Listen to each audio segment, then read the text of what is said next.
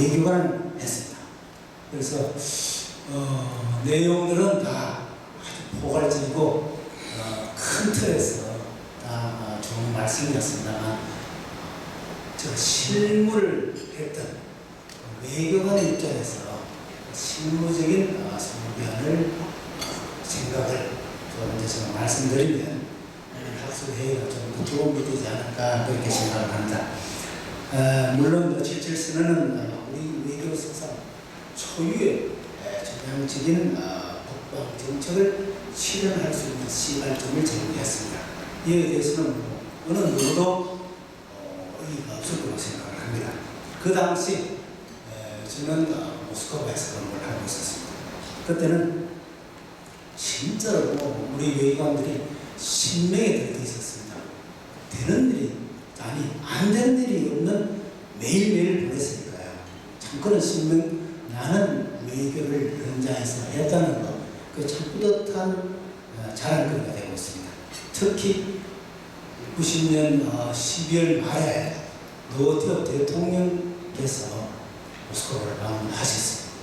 그 당시에 모든 여러 준비를 하면서 참 힘도 들었지만 그 화려하다는 소식보다는 묵직한 러시아산 그 큰 대형 자동차가 한 20대 정도가 모터케이드를 이루고 우리 태극기를 개양한 채 모스크바를 누볐습니다. 그런 광경을 직접 목도하면서 저희 외관들은 참 눈물이 기하고 있어요. 참 눈물을 흘리고 그렇게 했었습니다. 참 33년 외관 생활에 가장 기억이 나는 그런 기억이 되겠습니다. 그런데 세대들이 많이 참석을 했기 때문에 이해를 돕는 차원에서 김혜원 박사님의 논지를 다시 한번 차분하게 정리를 해보도록 하겠습니다. 김 박사님은 총 6개 항으로 구성된 77선언 가운데 3개 항에 대해서 이렇게 의미를 부여하셨습니다. 한국의 우방국들이, 그러니까 서방 국가들이 비군사적인 물자에 대해서 북한과 교역하는 것을 반대하지 않는다라고 밝힌 77선언의 제4항과 북한이 미국 및 일본과 관계 개선하는 것을 한국이 지지를 하고 동시에 한국도 소련 및 중국과 관계 개선을 해 나갈 것이라는 점을 명시한 제6항은 한국판 할슈타인 원칙의 폐기이다. 다시 말해서 냉전식 대북 고리발 정책의 포기를 의미한다. 그리고 북한을 대립과 전쟁의 상대로서가 아니라 협력자로서 인정을 하고 남북한의 공동 번영을 위한 여건 조성에 한국 정부가 노력할 것임을 천명한 77선언의 제5항은 기존의 남북관계의 틀을 벗어난 혁명적 접근이었다.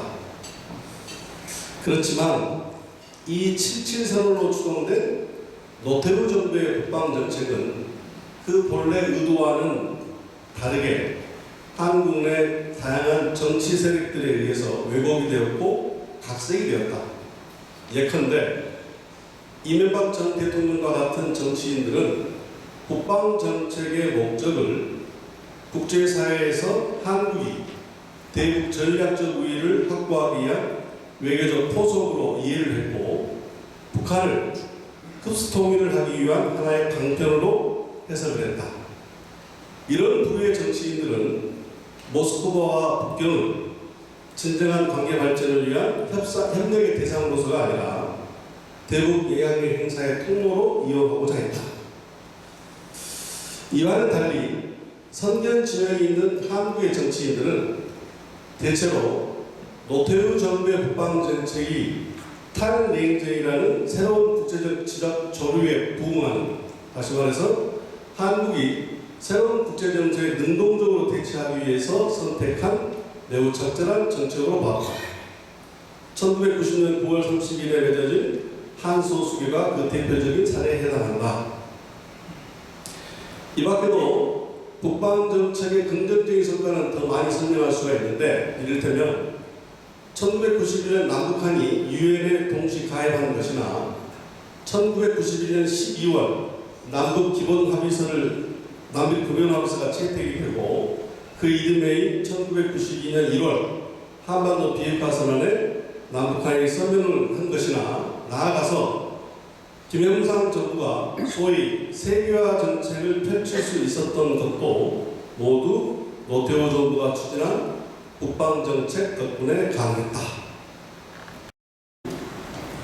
저 외에는 한노수도 27주년을 기념하는 1988년 77선언과 국방정책입니다. 여기는 당연히 우리가 북한 이야기를 하지 않을 수 없는 남북관계를 이야기하지 않을 수 없지만 실제로는 러시아에 관한 이야기가 중점돼야 되는 회의입니다. 물론 다 살아남더라고요. 열정적으로 두 분 러시아 과학 아카데미에서 오신 분들이 말씀을 해주셨기 때문에 고등 세미나가 토론에서 많은 이야기가 나오게 있고 토론은 또 끝까지 이어지게 됩니다. 또 플로어를 방청을 개방하면 또 끝이 갑니다. 이 내용으로 가서 계속 하고 싶습니다만 때에 따라서는 사회자는 왕이라고 합니다. 제가 이것을 계속할 수 있고 끊을 수 있습니다. 그런데 무조건 끊는 욕을 제왕적이고 그런 말이 맞죠. 그러나 여러분께 제가 말씀드릴 수 있는 것은 내년이 77선언 30주년입니다.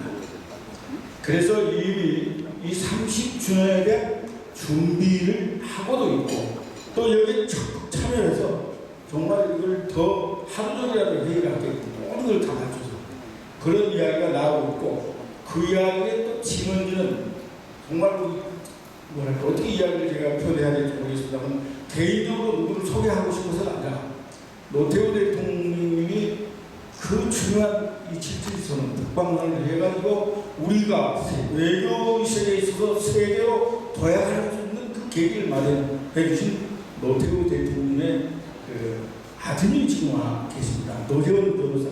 제가 축사를 하고 싶겠지만 제가 이렇게 소개하는 것으로서 그리고 우리 노재원 변호사님께서 감사합니다. 말씀 길게 하시지 마세요. 마이크. 네.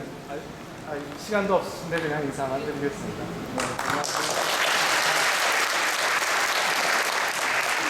고맙습니다.